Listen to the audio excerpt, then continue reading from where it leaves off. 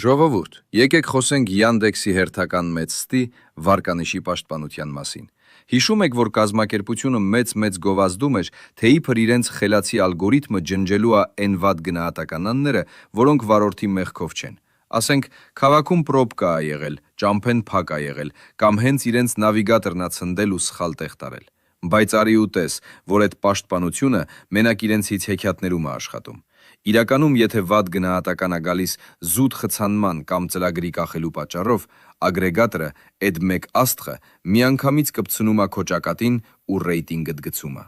Գլում ես սուպորտին, ասում ես, ախպեր ջան, ես ինչ մեղք ունեմ, որ կենտրոնը փակ ա կամ ձեր քարտեզը խառնել ա։ Ու էլի ստանում ես այն անհոգի ռոբոտի շաբլոնը։ Մենք չենք կարող փոխել գնահատականը, դա ավտոմատ ա։ Փաստացի կազմակերպությունը իր վրայից գցում ա ամեն պատասխանատվություն։ Իրենց ծրագրավորողների սխալների ու քաղաքի պրոբլեմների ողջ մեղքը կրում ա վարորդը։ Սա ուղղակի գործիք ա մեզ վախի մեջ պահելու համար։